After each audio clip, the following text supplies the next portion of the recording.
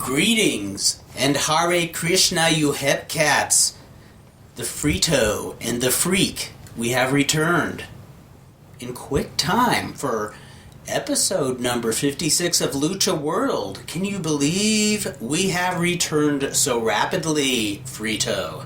It's like less than 2 weeks, right? Yes. Yeah. Yes. 10 days, probably. It's just there. Quickest turnaround. Actually, I think we did one when Hector Garza passed away. Yeah, this is true. Yeah. There have been times we've done this, and there's just been a lot of news in such a short time that we said it was either do a podcast or delete the previous podcast. Yeah, we have got to go for it. We just have to go for it. And, there's a lot of really compelling, exciting news, but I guess we should get this out of the way first. There was some very troubling news, and it's really hard to say this, but without anybody, spurring anything on, without any provocation, Mil Mascaras made the announcement that he does not intend to retire. He's going to continue wrestling. And I have no doubt there were shocked onlookers who... I love how I listed like 100 things on for this week's podcast, and that was the one thing that caught your eye. Yes. Mil Mascaras. And I have seen recent Mil Mascaras matches, and not even. I would say even 10 years ago, he still had something going. Yeah, he does not anymore. Well, 10 years ago, he could do that plancha. Now I don't even know if he could. Well, I think he still does it, but it's like. And remember, I think it was 2004. Can't really hate. 2005, where he and Konnan actually had a pretty. It wasn't a long match, but they had a pretty decent match in that show of Bards. Yeah, in City of Industry. Yes. Yeah. But I mean, even then, it wasn't that great. It wasn't great, but they were following up Dos Caras and Blue Panther, that was a good match. That blew was a them great away. Match. Yeah, but he's not retiring because he was on CML Informa, and he said he wasn't going to be retiring because if he retires, that means he has to start a new career, which was kind of weird because I mean, the guy's in his mid-70s. Absolutely. I don't think there's ever been anybody who's I'm sure there's people who have actually done. I'm sure there have been people who have started a new career at the age of 75. Although I don't think it's something that's really. No, not average. Sadly, I would say maybe 1 in a million there might be somebody who does that. Sadly, you hear a lot of people who intend to retire at 63 or 65. Yeah, and nowadays I don't think I've heard somebody say, "Hey, I'm thinking of starting a new career at the age of 75." So basically, he said he wasn't going to retire because then he would have to start thinking about getting a new career, and then he started coming up with like different career options. And I was like, "Dude, you're not really going to retire." Exactly. This probably means we're not going to be. He's going to be around for a little longer. But it's weird because he's so. I mean, I don't think. Like, if he was in the U.S., people would be, like, making a big deal about him still being around at 75 or 76. I think he's beyond that by now, isn't he? He must be. Yeah, because I know when you and Steve were arguing over his age, you guys were guessing between 72 and 75. And that was, like, 4 or 5 years ago. That was just a 3 years difference. Yeah. And, I mean... He's got to be 80. He looks really old now. He does not look like Mil Mascaras anymore. The only time he does is if he's wearing a suit. Yeah, but to be fair though, I mean, for a guy who's that age, who's been in wrestling, to still be able to like even like have a conversation as well as he does, it's very impressive. Oh yeah, that's not I'm not completely knocking him. I mean, he has a lot of reasons for people to make cracks about him with his ego and everything, but he's an intelligent guy. And the reason I brought up that Konnan match was he was old then, and they still were able to go through the motions and get over with people. And that's really what you have to do as a legend. Just absolutely. We saw Matematico, and he could do very little in the match, and people were like, they were still loving it. I was loving it. They just honored him. They just honored him in Chicago this past week. So and what actually impressed me was he couldn't really do much in the ring, but I was surprised how good his physique looked for his age. Yeah. He's an old guy. And he really couldn't do anything. No, we're not even like, he was in there with like Blue Panther, and he couldn't. Blue Panther was pretty much wrestling himself. Yeah, he was just basically dropping him and like trying to like put him in holds just to make it look like he's wrestling, but he wasn't doing anything. Yes. Blue Panther actually, it was like Blue Panther just teaching somebody how to wrestle. Yeah, exactly. So, the big news this past week is all the people who are leaving AAA. And this is really what prompted us to do a podcast again. Yeah, because I told you we got to do a podcast because actually one person had left by that point. Because our big story last show was Flamita's problem with Octagon. And now do we know, is he leaving because of that? I think it was before. I think there's been issues with AAA. But I think this kind of probably sealed it for him that it wasn't really helping him out. Gotcha. So, he dropped the name Octagon Jr. He wrote on a post on his Facebook page and said he dropped the Octagon Jr. name and then thanked AAA for the opportunity and decided to return to the independents. So then everybody got excited because he's back in the indie scene. Because, I mean, really, in AAA, he really wasn't doing that much. I mean, he was basically an... working mid-card or below that sometimes. And I saw several matches of him as Flamita, and he's a guy that, I think they should push. Yeah, and they gave him such a big name, the Octagon name, and you think, okay, they got to push him. Mm-hmm. What do? They put him in that lower card. It's like, why stick around when as Flamita you're working main events? You could get booked in Japan, you could work elsewhere. And nowadays too, with the U.S., you could wrestle in the U.S. now, so it's like you don't really need AAA. It's a good time to be an indie wrestler. You're not going to become fabulously wealthy, but you'll make a living, and you're going to cover a lot of ground. And plus, if WWE's interested, they're going to find you at some point. So it's like, so you don't really have to like be tied into a promotion like AAA or something like that. But it's kind of like, it's funny because they lose him.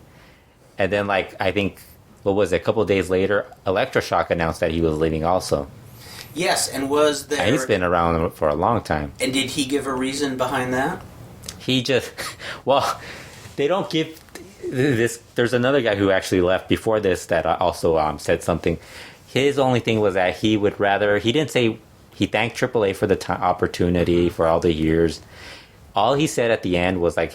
He's like, and I'll leave you with this phrase, I'd rather live my life the way I want, or something like that, and or rather than be humiliated in my current life or whatever. And it was like, dude, it just sounded really weird. That's quite a prosecution of AAA. I would say. Well, because without getting down and nasty. Yeah. So. There was a guy before that who left like earlier in the year, Carta Brava Jr. Mm-hmm. He left earlier in the year, and they actually interviewed him. Mas Lucha interviewed him, and they asked him why he left AAA, and he's like, well, I don't want to say anything bad because I don't think this is the place to say anything bad. All I can say is when your boss is your own worst enemy, it's time to go. Basically, was what he said. Wow. Now, when they're referring to Boss, it's the Roldans. One of the Roldans. Yeah. Because before guys would blame Konnan, but now Konnan's not there, so it's obviously the Roldans are gonna get the blame. So it sounds like there's been a lot of dysfunction since Antonio Pena passed away. That was like in 2006, wasn't it? Yeah, I mean, no, and they had some glory years since then. But it does sound like. When Antonio Pena was around, they had issues. Well, there was issues. Because Antonio Pena. The difference between them and Antonio Pena was a smooth talker. He's a smooth talker. It's like Paul Heyman. You could keep a bunch of people around if you treat them like nice. Well, and he had a good wrestling mind, but from what I understand, he was out of control as far as being a party animal and being disorganized. But he. I mean, am I correct in that? Disorganized has always been a AAA thing, so.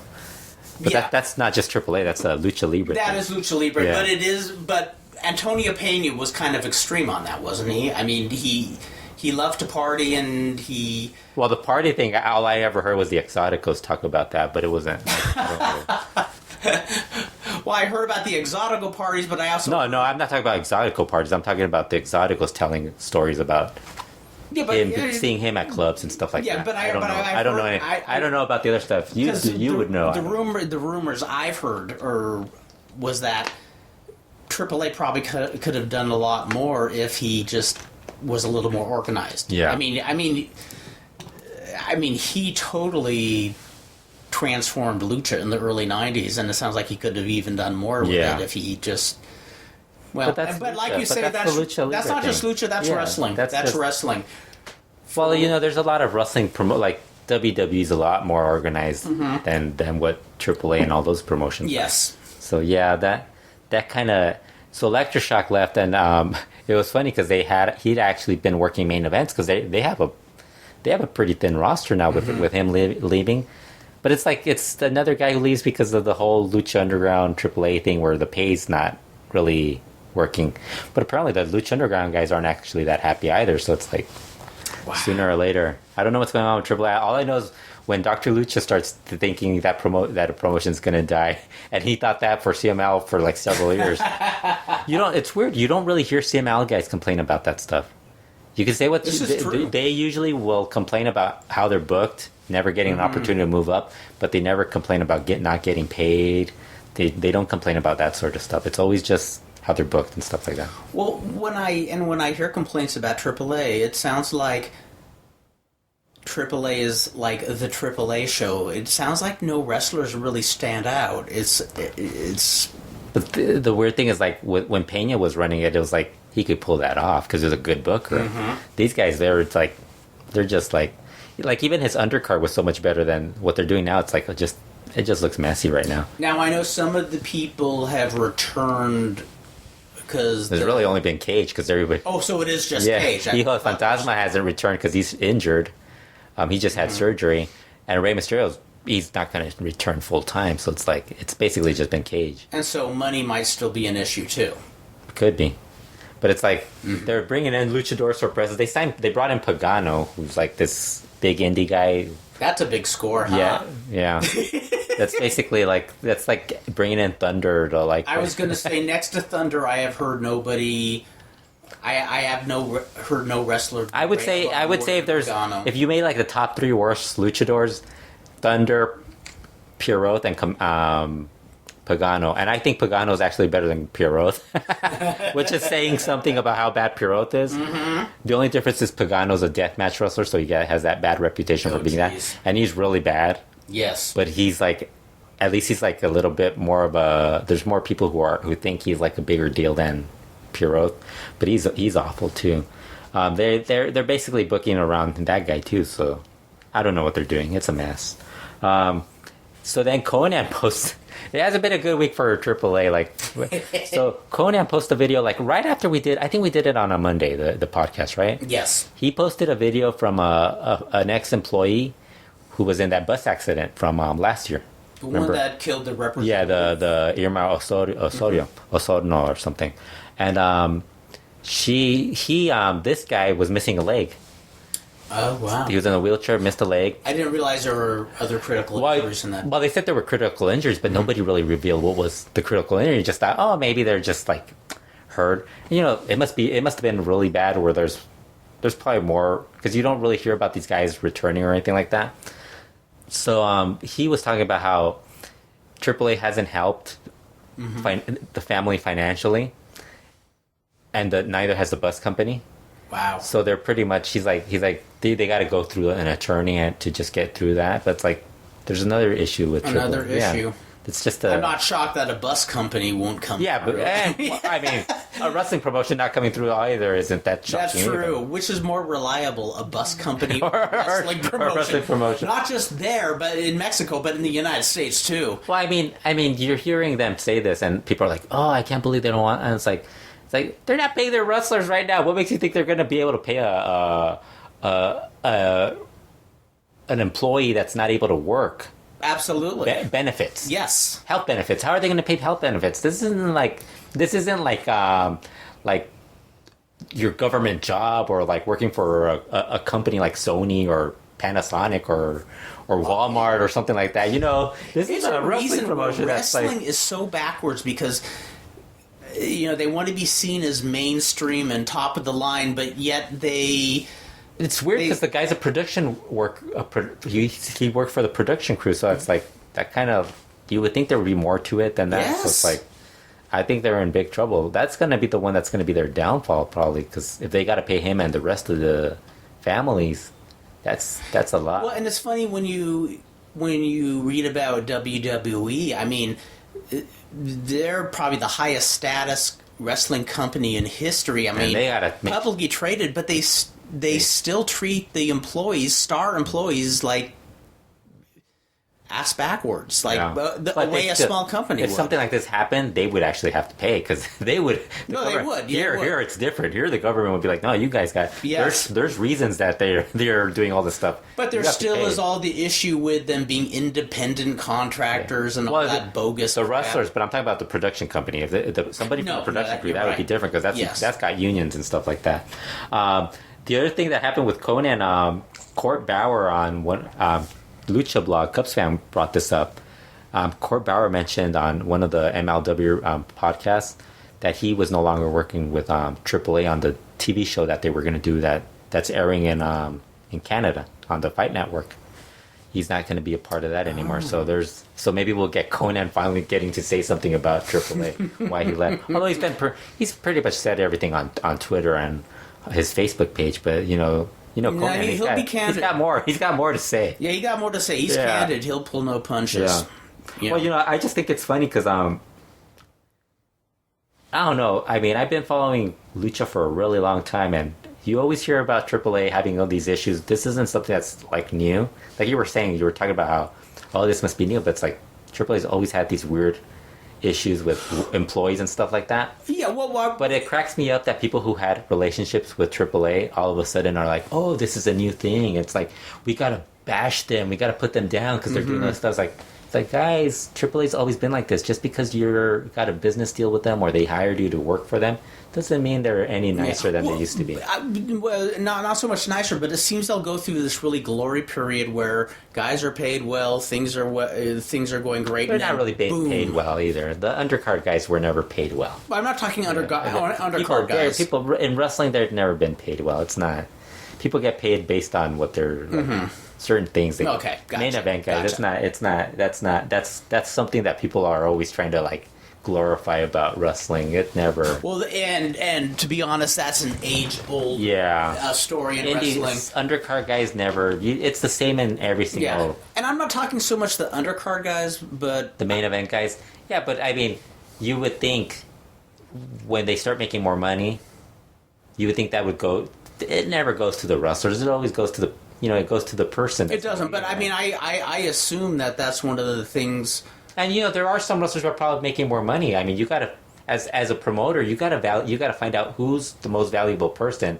That well, this is kind of like the Ryback thing about him, like what he was saying about how it's not fair that a jobber doesn't get paid as much as a star. Because why is a star? And it's like because the star draws in the fans. That's kind of like the logic behind that. Yes. You could be like this. You could be this really talented jobber, but people aren't paying to see you. I mean, they could get rid of you. True. It's true. I mean, WWE can get rid of Ryback. There's about 50,000 other people, other musclehead guys they could bring in that could probably do the same thing. Well, I guess the point I'm making is like when AAA started, the amazing thing was how Antonio Pena just got just a slew of and how many of those guys stars. complained afterwards? Blue Panthers complaints. No, that's the thing, and that's my point. They'll go through this glory period where things not necessarily where everybody's happy, but the person himself is in a glory period with the promotion. Yes, exactly. That's what I'm saying. Is the promotion will be thriving, and it looks like it's going towards greater heights, and then boom. Yeah, because a lot of guys think, you know what, I'm going to make money. Maybe they won't pay me now, but maybe they'll pay me as we go along. Maybe they'll push me, because it's not just about money. It's about maybe they'll make me a star or something like that. And it's like, it's not working. Like Marco Corleone went through this too. I mean, he kind of went from a place where he was basically a star and goes to AAA where he's pretty much a star there too. But it's like, it's pretty much, even Steven type of thing for him. It was never him like getting pushed even better. It wasn't like he got a bigger spot leaving CMLL by going to AAA. It was basically in the same spot. Yes. So it's like it's one of those things where it's like certain guys are going to be treated differently because they're the stars, you know? Absolutely. Yeah. Absolutely. And again, like you're saying, something that's been true about wrestling since the dawn of time is the wrestlers who get rich are the ones who figure out that you're probably not going to get rich just to being a wrestler. It's like Jack Briscoe figured out the way he'd make money is to buy shares of wrestling companies rather than... Let's be honest. Yeah. If you were running AAA, would you really care if Cibernetico left based on his performance of the last 2 years? No. He goes and he works hard for Elite. Mm-hmm. He's actually improved. He's actually shown more in not improved, but he's shown more in that promotion and CML than he did the last 2-3 years. Because it's they lose motivation, and they could place the blame on the promotion and stuff like that. But I mean, that's also the wrestler. Sometimes you get happy in the place, and you don't really, you get content. You don't. And also, there's. In any promotion, there will be the cliques, which there have always been too. Yeah. And so people who were in the right clique are going to be the illogical thing. The illogical thing in all this is that you lose Cibernetico and you bring in Pagano. It's like, dude, you're basically replacing shit with another shitty wrestler, you know? It's like, dude, come on. It's like, I think I would choose Cibernetico over Pagano. Yeah, Pagano. Yeah. Just because he could do more as a promo guy, but it's like they're both pretty. I mean, Cibernetico is not somebody but I rush out to see, but I don't mind him. I enjoy him. But actually. You know the thing, I could understand just because he was there in AAA for so long that people don't. It's like, how many times are you going to see him over and over again against La Parca? And that's the other thing. La Parca always gets pushed in AAA. That's the other one where it's like, why is he getting? Because he's a favorite. Yep. He's a Rodon favorite. What else is going on? I guess what the other AAA news is Hijo del Fantasma, we mentioned he's hurt. Yeah, he's injured. Angelico's hurt also. That's why he hasn't been around lately. He got hurt at the most recent Lucha Underground tapings. They're actually going to do the Lucha Libre World Cup on June 3rd and June 5th, which is that tournament that they have of trio tournament. Okay. From last year. You remember last year? I do not remember that. Really? I don't. Rey Seriously. Mysterio, Alberto Del Rio, and Mystico as Mystices teamed up and won it. They're doing it this year. Again. No, the only... How sad is it, Kurt? You're doing a podcast. You don't know anything about this is really sad. The only AAA show I remember last year is the one nobody wants to remember. I like how and I always have to remind everybody about this, that you were the one that said you were going to start watching AAA when Konnan told you should start. When Konnan did that podcast where he said everybody should watch AAA. And you're like, I'm gonna watch it because Konnan sold me on it, and you never did. Oh, no. You watched it more prior to that But what did I say later? I don't know. That Konnan is really good at plugging something. Yeah, but you never watched it. That doesn't matter. No, I started... You said you were gonna watch it, and you never did. I started watching something. No, you didn't. You only watched like one match. You watched the women's match, and that was it. Well, that's the best stuff. It wasn't. No. And their widow wasn't. No. Here's the thing: is Konnan is very good at plugging something and making it sound like the greatest. Yeah. No, he's great at pushing something. And no, I did watch some AAA, and I just you didn't. Yes, I did. Yeah. We'll go through the entire... There's people listening to this like, no, he didn't. No, you can go back. No, I did not watch it regularly. You watched the one match. I did not watch it, but... Here's the thing, I realized, no, it's not all that. Yeah. There's people just like, Kurt, you liar. I lie about a lot of stuff. But no, I watched several AAA matches, especially when Jack Evans was getting a push. I like Jack Evans. Never got a push, you liar. He cut some great promos in English. He never did that. Yes, he did. No, he didn't. Yes, he did. He never did any promos. He did a promo where They actually put rope through his they sewed his mouth shut so he never talked during the last couple of years. You didn't know that in AAA? You're like, what? No, you're mistaking him for Stephen King. I just want to see how much you would know. Stephen King. He did that great promo where he compared the wrestlers to horse manure. He was at a horse stable pointing to a big pile of shit. And I just thought, this guy is awesome. Yeah. The only problem was when I was watching him, I saw how much the girls loved him, and here he is a heel. And I if I remember correctly... Dude, he hasn't been a heel in a long time in AAA. Yeah. This was quite some time ago. Yeah, this was before you even said... I'm telling you, this was before you said that about Konnan. What Konnan said. This was before that. No, the time before that Dude, is also this was because of Konnan, too. No. Well, yeah, because he talks all the time. That's what I'm referring to. Yeah, but it wasn't that. Yes, it was. That wasn't. Oh, it wasn't that. God, Fredo. No, Fredo. People... We have this on podcasts, dude. Yes, we do, that. but you know what? I do know that I That did... was long before that, man. Brother, That was like, Konnan was like... When Konnan said that, I think Jack was already a babyface. It was like... It was already like... Because Teddy Hart was still like there a long time. No, because when they turned him babyface, I was watching AAA for a while.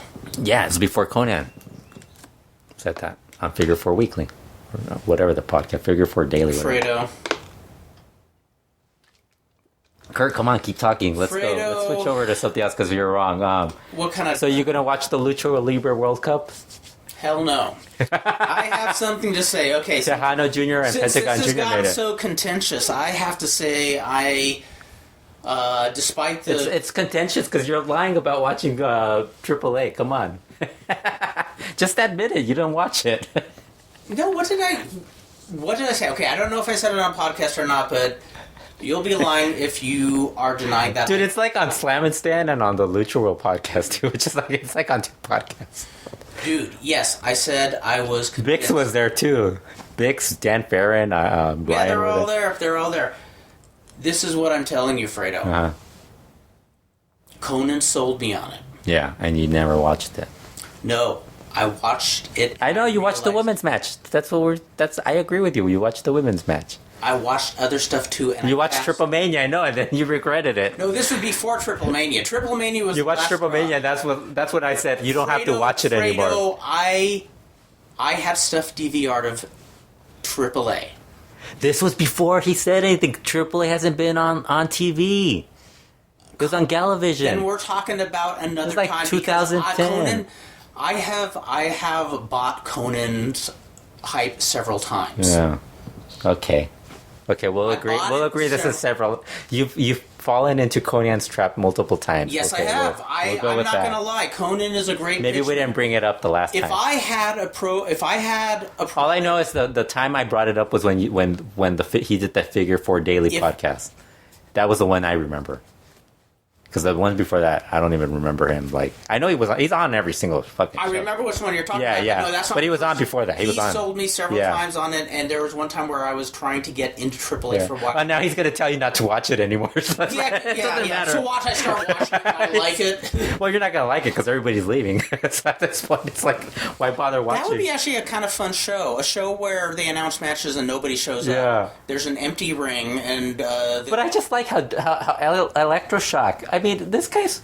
She's another one. He's as bad as Pagano, and it's like he ends up no showing. He finally got to main event, and he decided not to show up.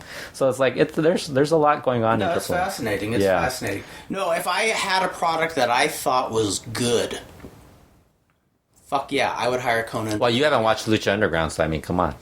Since you decided... We'll talk about this later. No, I was going to talk about this, but since you got contentious about this, Fredo, I want to say that this is one of the best weeks I've ever had.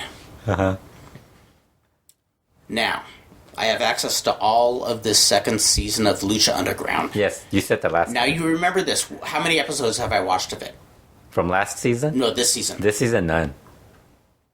Now, you're the one who's lying. One, yes. The first one.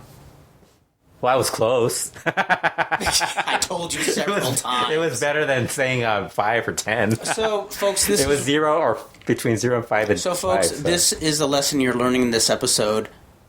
Fredo and I are true individuals of the wrestling profession because we both lie. We lie. But no, I have all those episodes, but you know what's wonderful about? I don't need them. Do you know why? Why? Because you follow me on Twitter and you could just base everything off of what I write? No. No. You're like, it must have been a good episode. Fredo just tweeted a gif of It does not matter what happens on Lucha Underground ever again. Do you know why? Why? Because it's canceled? No. Because I have Puebla fever. Monday nights have changed. Not since the glory days of WCW. How come you didn't get Puebla fever like when it was good? It is good. It horrible. is so good. No, I watched Monday night. You guys do not understand this. It was horrible. I turned it on, and do you know who was wrestling? It was good like for 3 weeks. It was good for 3 weeks, then all of a sudden it dropped off. It just started this week. Uh-huh. I turned it on, and it was Dallas versus Estrellita. Dallas. Just kidding. Dallas. Yeah, it was fine. Dallas. Dallas is fine. Dallas. And at first I thought, what the hell is this? But then I noticed I was strangely transfixed, and not just because of how cute Estrellita is. So you didn't see the two guys coming out with muskets with fireworks? No, I didn't see that. Jeez. That's like the only good part of the show. No. This was such an amazing show. Okay. Here's what you've missed off Puebla. You missed guys bringing in roosters in boxes. I know I missed that. I'm sad I missed that. Now the muskets, what is it's got fireworks in it. They shoot them up. Like, with muskets, was Paul Revere going to Mexico? That's their gimmick. Now? Their gimmicks. They're like old soldiers. Angel de Oro, Stigma Stuka Jr. versus Hefesto Luciferno Mephisto. 1. I love that first fall. Laid back but solid. The way a fall should be. Rey Bucanera Teible Evangelist. But you didn't like the rest of the match, right? No, I loved it, and I'll tell you why. It was horrible. No, it wasn't horrible. It was just boring. No, I gotta tell you, this show... I think the trouble with the show is that it's on a Monday, and it's like weird. Like, I don't know. It's like... No, I have a theory. Like, I've been thinking about this. They look bored. They look tired. I think it was like a tired show for some reason. No, what they're doing is intentional. This is thought out. I have a theory. Trying to get you to relax. Well, you know how they hire incompetent folk, or not hire. TNA was created by somebody who knew nothing about wrestling, Dixie Carter. Uh-huh. Okay. Who preceded, like... Now, who is the sister of Antonio Peña Roldan who's involved in... Maricela? We have these women who do not understand wrestling. How do you know Maricela doesn't understand wrestling? There's women in wrestling that understand wrestling. We're talking AAA, dude. She might know it. No, she doesn't. Now... Little known fact, she writes for The Observer. Now, Puebla. You're like, what? If she wrote for The Observer... That's where they get their AAA news. They're like, oh, I see it now. No, I think we all know where they get the AAA news. Yeah. No, I have a theory, is they thought they needed a feminine touch, and... What did you think of the Dallas Estrellita match? You just, like, said they had the match and then... That was spectacular. It was a lightning match. And boy, was it filled with lightning. Every woman's match in CMLS should be a lightning match. We were both talking about this earlier. You didn't even bring up the return of the Erecanes, the ring girls, to Puebla. Yeah, that wasn't the big part. That was the big part. No. The Peste Negra match... and Volador versus Caristigo. Volador versus Caristigo. Not Volador. Oh, what am I talking? Oh, now that would have been good. Okay, that was wrong. I deserve a thrashing. Yes, I deserve a thrashing for that. No, the Mascara. Oh my God! For me to even mix the two up, Mascara versus Caristigo. I'm glad you figured that. Yeah. Now, when I saw that, I thought, "What the Apologies hell to are Volador they Jr. Yeah, big apology. I thought, "What the hell are they doing? This is a main event. What the?" And then it dawned on me, Puebla is very well known for a performance artist out of the school of the University of Puebla School of Arts, Valeria Montoya. And I think anybody in Puebla will back me up in this. She is a performance artist, and I think that she stepped in to book these shows, and she's booking them as... understated anachronisms to show that it is not energy, it is not violence and spectacular, high-flying emotions. that she is trying to express a certain understated rage at society. And so that she's instructing these wrestlers to just go through the motions as a way of showing how wrestling has been overly commercialized for years, and that this is a statement that we must energize, socialize through understating the performance. So what's the reason they for the must other? be astute for. What's the reason for the other shows then? What's the excuse? Well, those aren't on Puebla. Yeah, those are just bad.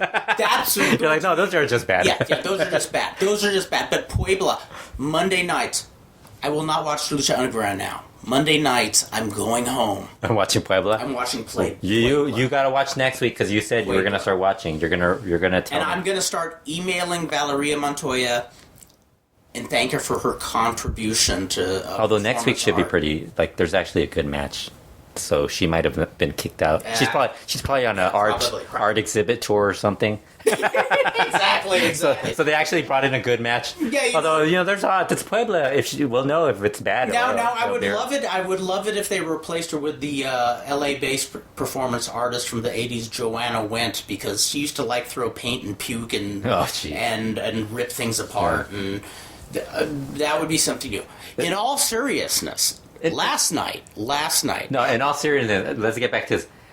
If you were promoting, would you have La Mascara wrestle so many singles matches? Fuck no. Really? It's fuck no. Isn't he just very generic, very basic? Oh my god. He's a guy that would actually against a good opponent, the opponent will make him look better. But he's just so bland in the ring. Bland. And in there with Caristico. And Caristico just had a really good match with Volador. Yes. He actually looked good against other guys, and it's Mascara's oh, okay, he's back to in all seriousness, I watched that match. I watched the whole thing. Because the crowd was kind of dead for that match for a main event, and it's Caristico. And it was great. Yeah. I mean, wow. When you're thinking Estrellita and Dallas was better, it's Yeah, I did. Seriously, it's Actually, the Rudo versus Rudo match wasn't that. I kind of tried to like it, but it's just the Rudo versus Rudo. No, although I did like the part where they were abusing the parrot. Oh my god! Poor little parrot. They did the nut shot. I love when the parrot and Felino double teamed. Was it Terrible or? I know he kept calling them out. He wanted to fight on Terrible, and then he switched over to Ray Buchanan, I think. And then he threw Felino in there every time. Yeah. And I love the cat and the canary double team the Rudos. Yeah. Yeah. I gotta say, I dig the ambience of Puebla Arena, and it's nothing where I'll sit there glued to the set, but when they have a good show, it's a good show, know, because Puebla has a good crowd. It can be a good show, but it's not just Puebla, it's every single CML show. It's every couple of weeks, they'll have this really great show, and you think, oh, every show's going to be like this. And it's no. Enjoy the match. I think part of the problem is they're televising so many damn shows. Yeah. Because I remember when I started going to all the towns here in Southern California, even though Southern California is kind of a dying territory, I noticed the shows at the Olympic were generally a little more energetic than the spot shows. Yeah. Not spot shows, but the smaller towns, San Bernardino, they'd be entertaining, but the matches would be shorter. The wrestlers wouldn't work as hard. Yeah. You wanna save your limbs. You don't want to go all out every night. And I guess I'm used to that. Yeah. So I think there's a lot of people who are more used to it nowadays, that you see the indie wrestling from PWG, and everybody's working 100 miles per hour. They kind of want that for everybody. It's and it's hard. You could do it, but it's you could do it. But it's if it's one show a week, if that airs, that's great. Mm-hmm. But then you're okay, now it's exactly. And they're not doing that in every single show. Yeah. So it's last especially night, on Lucha. Last night, all I saw from the Tuesday night show. The only match I saw was Mascara Dorada. You didn't miss much. Because this was actually, that show, the part leading up to that, I saw the Twitter, was actually worse than the Puebla show. Yeah, which was kind of you and Chris Elner who I think, because Cubs fan was also, I think it was Cubs fan who might have been the one watching. Because we were talking about how the Panther was the first big dive that was actually interesting in the entire show. This show is real. I think he was the one that watched the entire thing, because I was watching a documentary online. So it's I didn't want to watch that. But that Mascara Dorada versus Mephisto, that was really good. Wow. And Mascara Dorada's insane. He is. That bump he took when he did he was doing the senton onto the ring apron, the outer portion, where he just bounced. It's like, I was just like, yeah. I like how he took that finishing maneuver. The best part was Rob Peeper. we're just gonna call him that. Veeper. He's always Veeper. Rob was talking about how he wrote he made fun of Bix because Bix made a comment about guys doing apron after what happened with Enzo Amore, and it's like, those accidents are going to happen. It's like, you're not going to stop doing stuff just because it happened to one person. It's like, it was a totally different thing too. Oh, exactly. And it's like, so Rob's like, like a freak thing. Yeah, and then Rob's like, oh, good, don't worry. Good thing he missed the ropes. Otherwise, he could worry about it. It's like, just, he missed the ropes. Don't worry about it. It's like, okay. Oh my God. But it's like that match. I mean, the head scissors off the guardrail.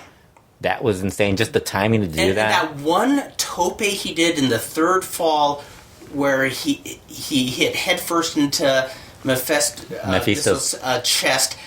Maybe it was just an illusion, but I thought, oh my God, his neck's gonna go out on that. And he did that. That where Mephisto goes. I think he was in the ring, and then he like runs towards the outside to catch Mascara Dorada doing a moonsault. Yes. Another thing, like I think they did that in another one where Mascara Dorada hits a tope at Mephisto on the outside, or Mephisto does something, and then he runs back in, and then Mascara Dorada runs back in, and then they do the spot again. It's a really cool, innovative. And usually I don't go bananas over a match with a ton of topes. Yeah. But the topes made this match. It wasn't just a high spot fever either. This was a good match. Really good. Were you disappointed Mephisto won? I was surprised.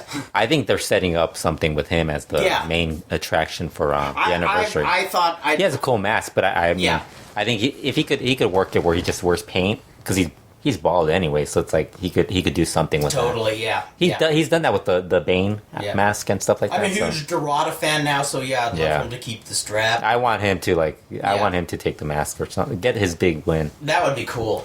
Would be cool. So the rest of the show was really I saw the fourth and the fifth match leading up to that, and it's like, I'm like, Porky's climbing down the stairs. It's like, that takes about 10 minutes for him to get down. It's like, okay. I saw the gif of that. Yeah. Like I didn't see the previous show, but you and 5 other people posted that. Yeah.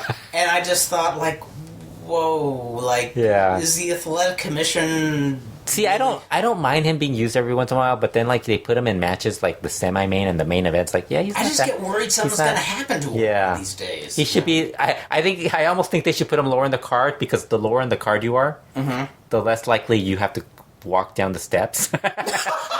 Because they come in through the through the sides. So it's like, maybe this will help. Porky doesn't have to climb up, and that you don't have to worry about him falling down the stairs. Yeah, I totally dig him. I don't mind watching him. I don't know. I just get worried sometimes. Yeah. Oh, I have an update on the lost son of Martin Karadagian. Oh, you do? What happened? Yeah, I contacted Paulina Karadagian. I asked her, what's the scoop with this? Apparently, she arranged a tour of Paraguay where they were doing 4, they got 4 sponsored shows. And I guess everything went really well. I'm not sure exactly what this guy's role is, the guy Martin Iriarte Karadagian, as he calls himself. But he's apparently one of these guys who's either a hanger-on or has something to do with a promotion, but is not a worker. And apparently, he was getting in good with everybody, and including Paulina, and I guess he had a slight resemblance. Was this before he changed his name to that? Yes. Okay. Yes. Okay. And so when they did the tour of Paraguay, I guess he was kind of in with them enough, and likable enough guy that they came up with an angle that went kind of she had a public role, maybe like a Stephanie McMahon or something like that. And they were going to do a thing where he comes in saying... He's the brother. That I'm the brother. I am the unknown son. And they did an angle where she says, oh, yeah, if you're my brother, do a DNA test, and he'd do a thing like, oh, no, that's not necessary. And I assume because of the nose. Yeah. I mean, he has Martine's nose. And then I guess they return to Argentina, and I guess they have regular meetings about whatever tours they're going to do, and she includes, most of the other wrestlers on it.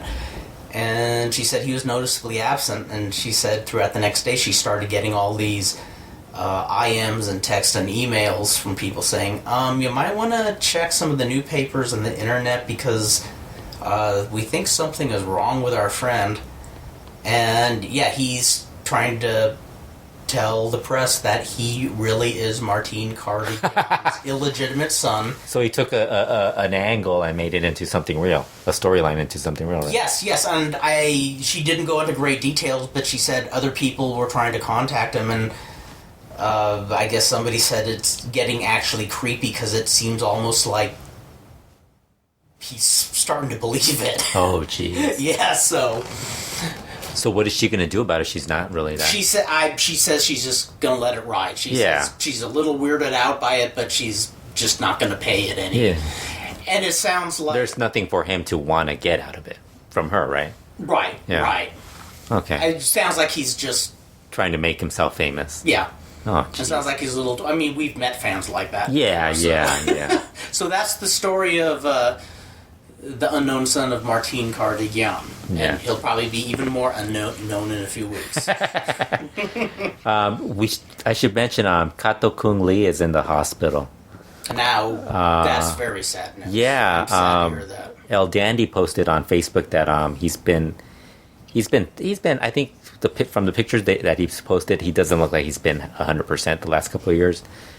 He's got to be like, what, in the 70s probably? That sounds right. Yeah, because he was already old when he became like a star, wasn't he? I remember seeing early 70s magazines when he was still wrestling as Johnny Lascano. Yeah, for people who don't know, Kato Kung Lee he was basically Octagon before Octagon. Absolutely, basically, he was basically before the all those martial arts characters like Octagon, I think before Kendo, Kung Fu. It was basically Kato Kung Lee was the guy. Oh yeah, and when he would do Japan, the fans all knew his gimmick. Yeah, so then he teamed up with was it Black Man first? I believe so. Black Man and Kung Fu, right? Were they the originals? I think so. I'm not. And then Kendo was somewhere in that mix. Mm-hmm. I can't remember that. I can't really remember that. Kendo was one who was way over when he went to Japan. Yeah. Fans just popped for that guy like crazy. So Kato Kung Lee did the martial arts gimmick basically. Mm-hmm. Yes. And became a huge, he was a big hit. Like that, their trio was huge. And I thought he and Kendo did it better than just about anybody. Yeah. The gimmick. Although I did like Super Kendo. I don't think is that the same guy, Super Kendo? I don't know. Because he was they did the when he was in All Japan. Super Kendo, to be honest, I don't think I was really watching at the time, so I couldn't tell you. But so we don't know much more detail about what the illness is. They didn't mention. They just said he had surgery, and he came out of surgery okay. But apparently, he's still in intensive care. Wow. So they don't really know what's going to happen with him. That one really bums me out. Yeah, I really liked him.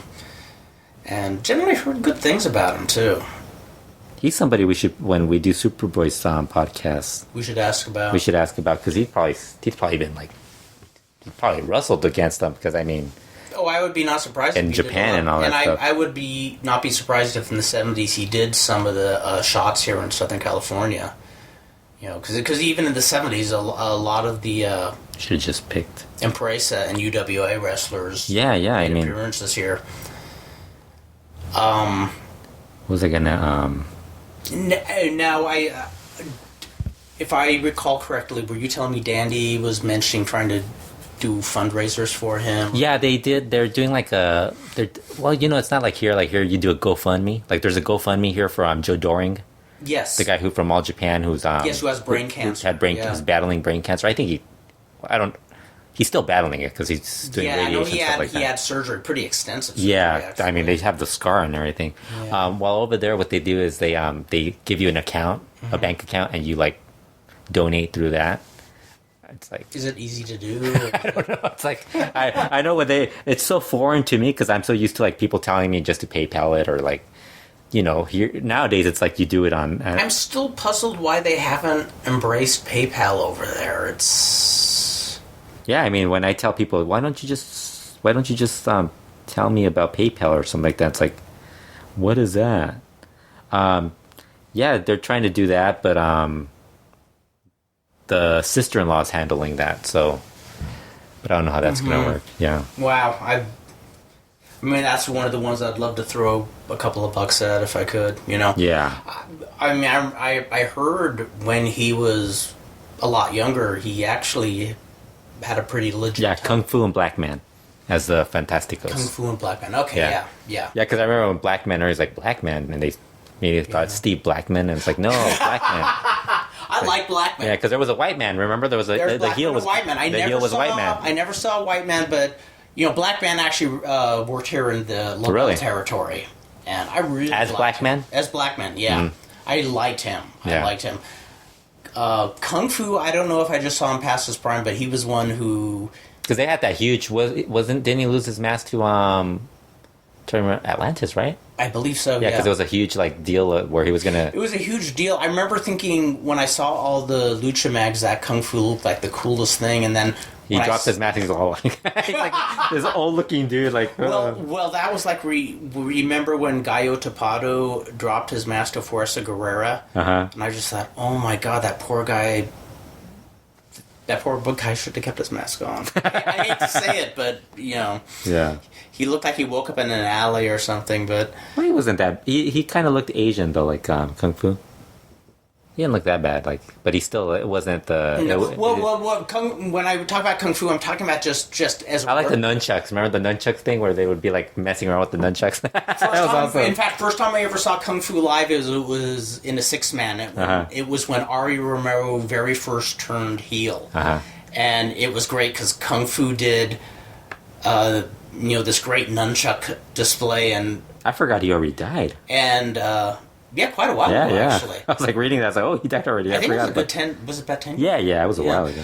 But I'll never forget. Romero just kind of says, "Here, give me those nunchucks. I'll show you how it's done." And Romero does a couple of really just nice looking swings it, and then just bops himself on the head and sells it like crazy. 2001 when he died. Well, it's been a while. It was yeah. I think I might have been the only one person writing about lucha back then in the U.S. But I remember, I know Steve was took a hiatus for a while. I think this was after. I think I stopped. I remember hearing about it from Jose Fernandez. Yeah, same with because he was still doing La Reina. Yeah, same with Abdullah Tombo. Yeah, I heard that from La Reina. He was still around. Well, because I remember I saw Kato Fu Mask and I thought he was cool. I remember seeing Kato Kung Lee. I thought he was cool, and then. I was like, when you said Kato Fu mask, I'm like, who the fuck is that? You were like, you got everybody. Dropped his mask to Santo in, I think, 85 or something. Kato Fu mask? Kato Kung Lee's mask. No, Kato Fu mask. Well, that was his name. There was a guy named Kato Fu mask also. Yeah. Yeah, that's what I was. And, but then I remember when I saw Kung Fu, I thought, oh man, I'm finally going to get to see Kung Fu, because he was the one who really got probably the most press in all the magazines, and then I thought, okay, something's missing. This guy is no Kato Kung Lee. Yeah. I lost internet. Did you lose the internet? Yeah. Give it back. No idea why. Internet, give Fredo back the internet. I was on a roll reading about Kato Kung Lee. I was like, oh, I'm reading. It's back. You should just hate it when it cuts off for a few seconds. And I know. Lucha Underground. Let's talk about Lucha Underground, because that's the only reason. That's what I mentioned on Twitter. It's we don't talk about it. It's gonna be oh shit. Okay, cool. Last week's show was really good. The April 27th show. I recommend you watch that. Okay, April 27th. The Cage versus Johnny Mundo cage match was really good. Taya gets involved. She kind of throws a bunch of weapons in, which aren't going to work on Cage because he's a pretty big dude. Yeah, he's massive. He's massive. So that's what they're doing. They're making him seem like this huge monster. So she finally jumps in, gets involved, decides she's going to cuff Cage to a rope. Oh, yes. Only he ends up cuffing her. Oh. So then he just destroys Johnny Mundo, gets the win, wins one of the medallions. They're doing the Aztec medallions. I think he's the... They had this week's show had the rest of the medallions, a couple more. I think there's one that still has to be vacant. then after that, they had a 4-way trios match where it was, you were talking about Jack Evans. You're going to like this. Because, like you were saying, you liked him as a Rudo, but he's been a face in AAA. In Lucha Underground, he's a Rudo. Yes. So, he's teaming with Phoenix and PJ Black, the Jerewolf. Remember Justin Gabriel? Yes. From WWE? Yeah. He's now PJ Black, the Jerewolf in Lucha Underground. They're facing Cortez Castro, Joey Ryan, and Lil Cholo. Nice. And the other teams were Phoenix, Rey Mysterio, and Dragon Azteca. And the champions were Ivelisse and Son of Havoc. Angelico didn't wrestle because he's hurt. He got hurt. He was actually hurt back then. Mm-hmm. I've talked about another injury. So he was hurt during this one, and he got hurt in the latest tapings. Yeah, so he's and Ivelisse is also hurt right now. So it's like everybody that team, that trio is like always hurt. Like somebody's always hurt. And you know how we were recently talking about how in the smaller towns the wrestlers would wrestle a lighter match. Mm-hmm. Well, that's the other thing. But that's the thing is when everybody's going all the time. Yeah, but the other thing there's so many more injuries with Lucha Underground also, it's they're doing stuff that like they're climbing up on stuff that isn't stuff that they're going to be able to control. You know, if you're going to jump off the second floor, yeah, it looks cool, but it's like there's also the chance you could actually like fuck it up. Yeah, you know? and they're you're adding more risk to it. They're punching through windows. Yes, and stuff. yes, the cage one, right? My God. Yeah, so they have the match and really good 4-way. But in the match, Jack Evans gets to face off against Ivelisse, and Jack Evans yells out, "I'm the baddest bitch in the building." Oh my Which is awesome. Like Jack is like basically like yelling during the match, like just stuff about like certain stuff, just like I love it. That's his new thing where he's like, as a heel, he just yells certain stuff out, and the fans are like, just like, what? He is one of those true wrestlers who is. He's fun, like and he is so and you know, unique. I mean, there's nobody like him. And like I said, if you're gonna want a flippy guy, like a flippy wrestler, like a high flying flippy guy, he's perfect because he can like his body. I don't know what it is. His body can do everything. And plus, his flying is unlike anybody's else. Yeah. You see so many guys where you say, oh, they're emulating. Plus, he can break dance, which is a huge plus for me. Like, yes. Anybody who has anything else. Seriously, we've seen guys where they'll be doing flying moves and they're saying, oh, he's emulating Volador, or you can tell he's influenced. This guy is a wrestler unto himself. Yeah, he does his own thing, and that's like what Mascara Dorada, when we were interviewing him, he said he always like he appreciates people copying him, but it's like there's always that. You have to do your own thing. Yes. You know, and Mascara Dorada, like nobody does what he does, like the walking on rope stuff. It's not as his match is different from a Dragon Lee match. Dragon Lee's match is different from Volador Jr. That's why those three guys are so much better than every other technical in CML, and why Angel de Oro and La Mascara and all these other guys are kind of like, they're in the same group, you know, because they don't really do anything. I agree. I so agree. Yeah, they might do a plancha, but it's like, it's basically what other guys do. I remember when I was learning to wrestle, like for the first time, American style. A lot of guys would be teaching you just kind of moves that everybody does, but the more skilled wrestlers like the Mickey Doyle would say, learn these moves, but try to do something that's your own.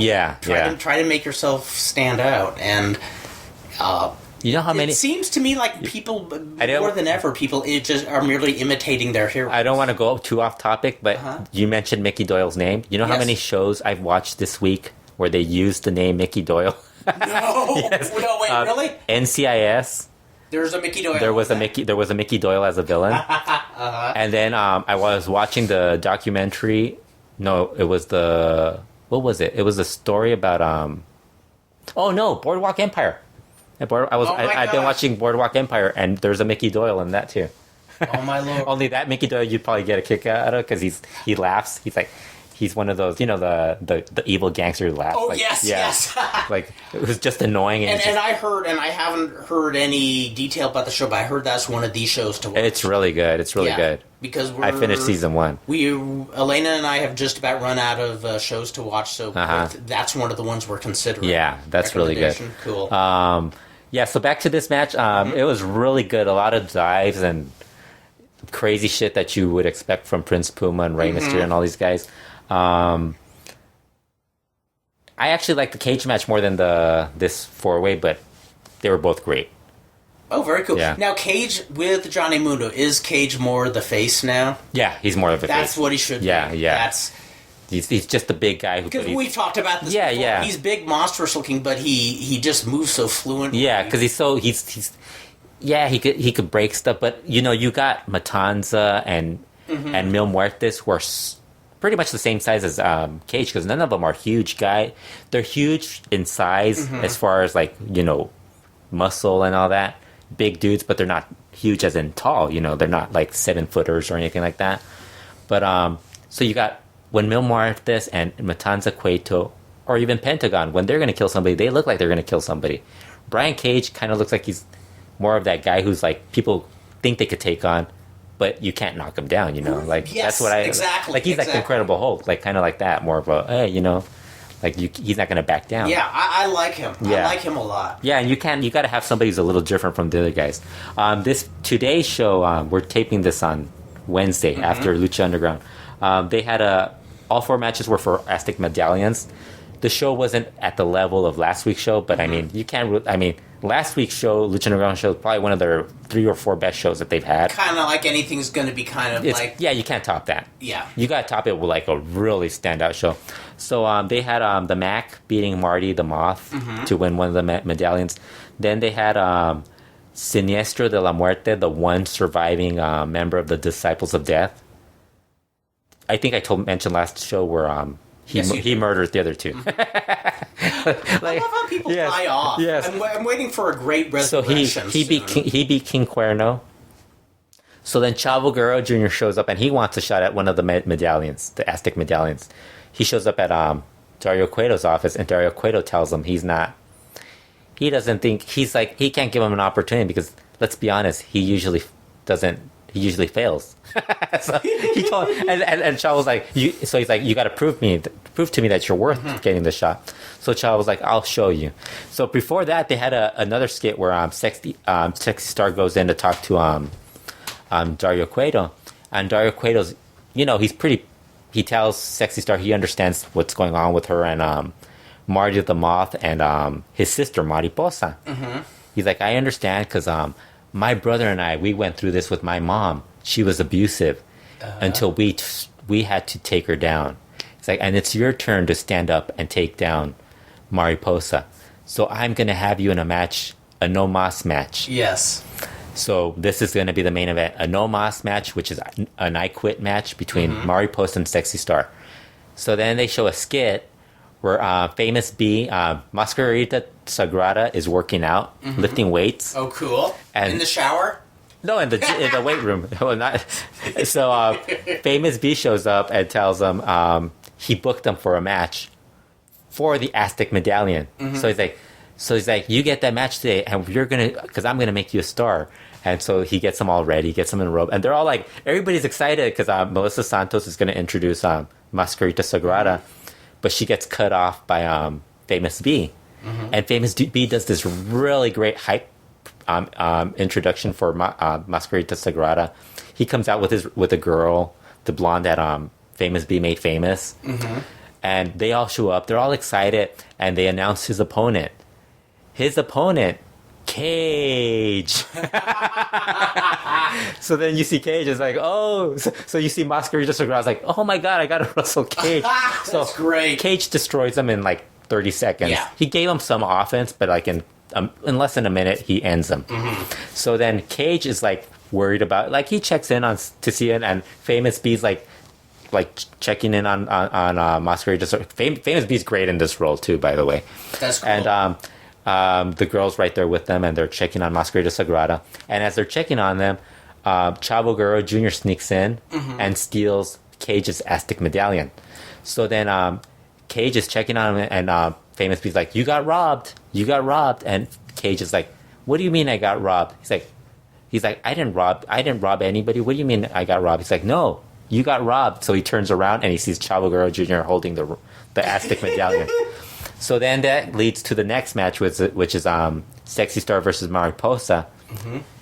And this match was, I mean, I don't know at what point, because I don't buy I don't buy that Sexy Star bladed.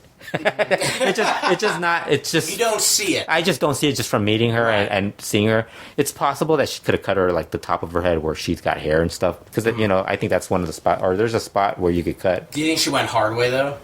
No, I think she probably because they wrestled. They fought. They fought around the ring and then they climbed up on the other side. You know where the office is, and the side where we sat. Remember the first time? Yes. There's like there was like another office, like a storage room. Yes. They climbed up that. Then they climbed up a ladder, and then there was a part where you couldn't see them, and they climbed on the catwalk. That's over the everything else, and that's where she started bleeding and everything. And then they started doing all the stuff where like she was hanging her off of the Mariposa was hanging her off the catwalk. Oh, cool. So everybody's like, at first everybody's like, it's split between Mariposa and another Sexy Star, and all of a sudden, little by little, everybody started cheering for Sexy Star. They come back down, and you've seen the spot that Puma does where he catches Rey Cometa or Titan. He catches them and he like throws them, swings them into the guardrail. Have you seen that spot? Yes, I have. Well, Mariposa does it to Sexy Star, only she does it she on the table, the side yes, yes. She swings her there 4 times on the table. So then the blood even looks even worse because she gets everything all over her body. Whoa. So, but like I said, it could be hers. It might not be hers. But it sounded but it looks good. It looks good and so they keep building it up, and like Mariposa puts her in like I think her finisher, and like. She's getting her to the referee has to like get the mic. What do you say? What do you say? And she has to say no mas. So they get it to Sexy Star, and she said, "Fuck you, Mariposa." They didn't beep it out. They left it unedited. They left the "fuck you," and so she escapes the hold. There's interference from Marty the Moth and the Mac. The Mac comes in. Marty the Moth comes back in to like help Mariposa when Sexy Star's about to make the comeback. And so the Mac, I keep trying to call him Willie Mac. The Mac comes in, and so he comes in. He takes out Marty the Moth. So then Sexy Star, he goes over and tells her, now you do it. So then she gets her, and she gets Mariposa to submit and say no mas. Really great. Really good finish. Really good match. Wow.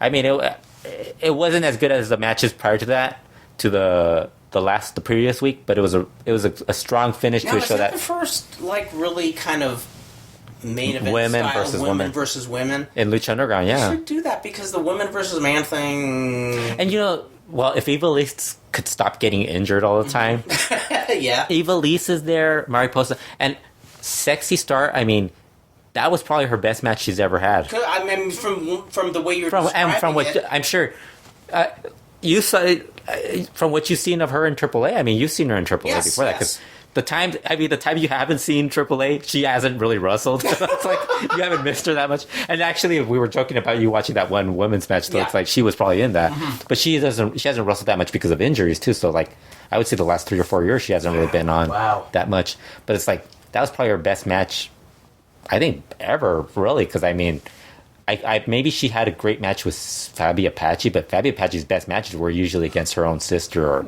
against Billy Boy. And also Fabi Apache's going to bring out the best. Yeah. And, she worked with Melissa. I mean, Mariposa's cheerleader, Melissa, was really good. I mean, yes. Somebody that... It's funny because I know when people would ask, what woman would you like to see in this promotion? It's like, cheerleader Melissa. It's like everybody brings it up.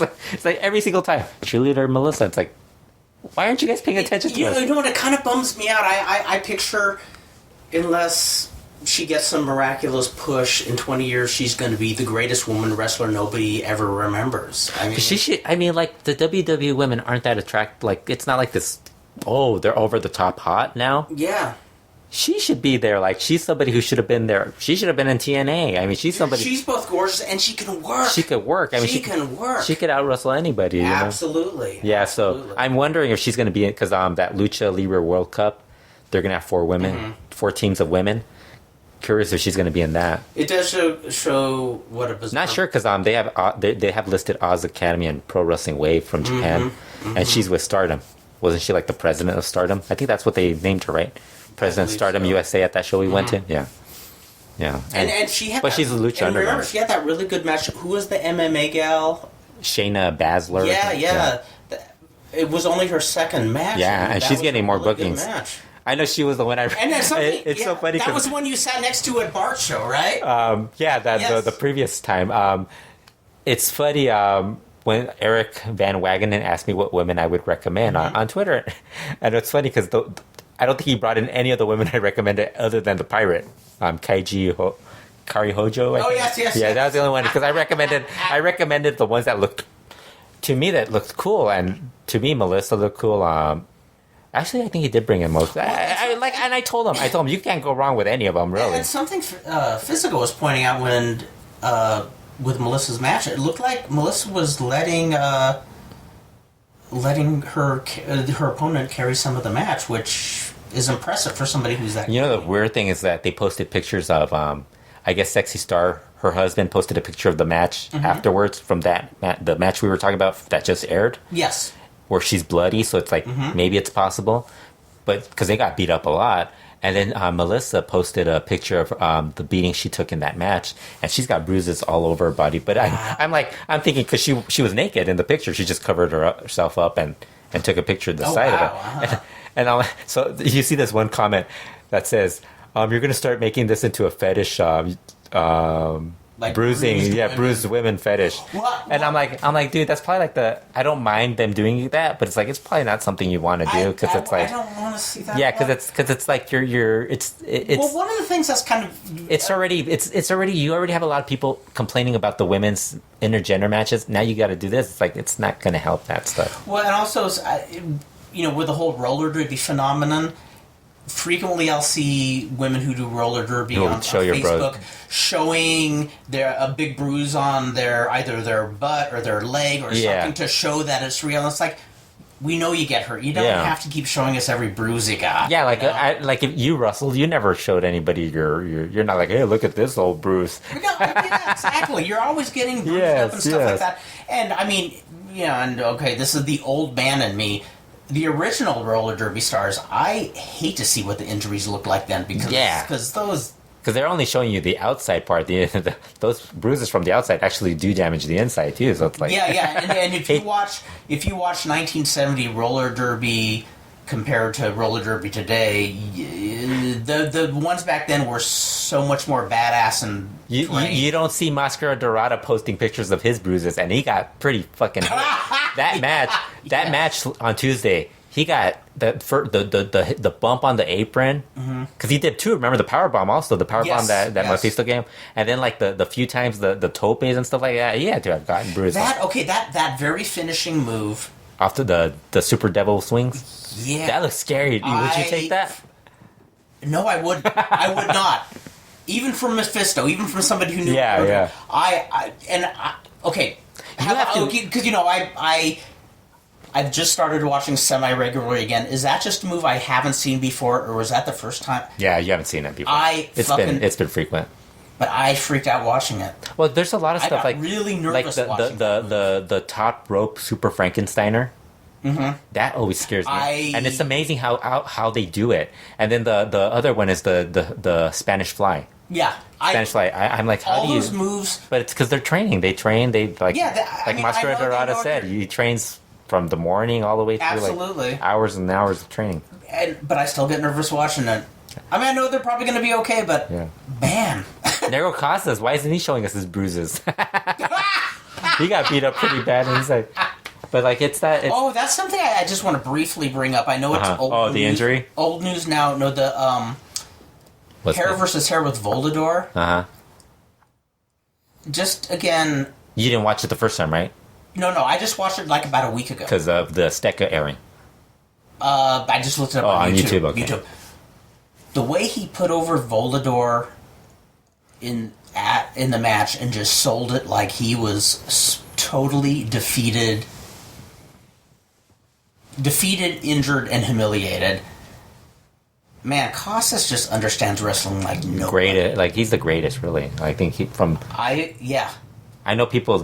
I know people just did a 12-hour podcast dedicated to the 100 greatest wrestlers, and it's like And Negro Casas is probably up. I mean, not to put down any other guys, because Terry Funk and Terry and Ric Flair and all those guys are great. And I mean, that list, like, I could go through it. I'm not going to argue over, like, you're going to argue about its placement, but it's like when you do a list, I mean, it's hard to, when everybody's great, it's like, there's a lot of but Negro Casas has got to be up there. Casas is way up there. That guy, I mean, you see so many people who are of his stature. And it's even greater now because you look at his age 56 compared to what Terry Funk was doing at age 56 and Ric Flair at 56 doesn't compare to what Negro Casas is doing, because they weren't wrestling the schedule. The dude is wrestling. The dude sometimes wrestles like 3 or 4 times. Absolutely. For CMLL. I mean, he's wrestling more than that. He wrestles smart. Yeah.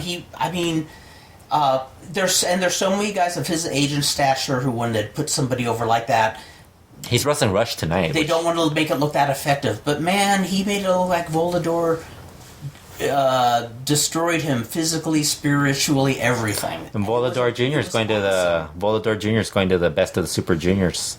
I just read that today. Yeah. That is awesome. Yeah, he's going to be in Block B. He's going to get to face Ricochet, who oh my god, who is Prince Puma in Lucha Underground. Yeah. So that's another one of those. Although we're starting to see the whole AAA Lucha Underground dynamic. I mean, I don't think it really matters. It's really CML. Like I said, I don't think, like, when people were telling me about the Cage Rush thing when they didn't want to wrestle each other, and people were trying to tell me, "Oh, it's CML." It's like, don't blame. I'm pretty sure AAA had something to say with it, because I mean, when that Volador Jr. Johnny Mundo match happened, and they told me that it was all worked out. It's like, okay, I think I know what's going on. Am I incorrect? But it always seems like CMLL didn't have a lot of hang-ups of their wrestlers wrestling with other companies if they weren't being booked. As long as it's not AAA. Like, it's not somebody... As long as it's not some... And like Johnny Mundo, when he was saying that, he wasn't in AAA at that time. Yeah. And he never really was. He just had booked... He got bookings for them. He never had... Yeah, and I mean, I know CMLL. We said this 100 times. I think people kind of get confused with the whole term contracts. Yeah, because I think they think it's like you watch sports or television or something in the U.S. and they tell you they signed a contract. You're assuming it's a contract, like year long or something like that. But like in Lucha, it's really like Lucha Underground has contracts. Yes. I don't think AAA and CMLL really have. No. I think they have an understanding, because like when Mascara Dorada was saying, when he explained more about the whole New Japan deal. He actually got the New Japan didn't contact CMLL. They talked to Mascara Dorada directly, and offered him the deal. And him, out of loyalty, went to Paco Alonso and asked him if he was okay with it. And Paco gave him his blessing, because they have a relationship with New Japan. I'm guessing New Japan probably told Paco also, but won't kind of probably.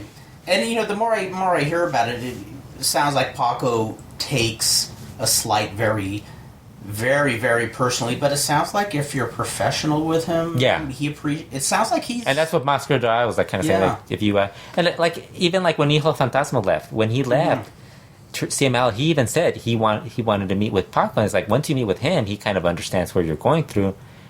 He can understand what, but it's like that doesn't mean he's going to make the change. It's like, it's up to the bookers. Yeah. And like, if you're not getting through to those guys, you obviously have to leave, Although I think Hijo del Fantasma, if he went back, I think he'd probably end up being a main eventer, because...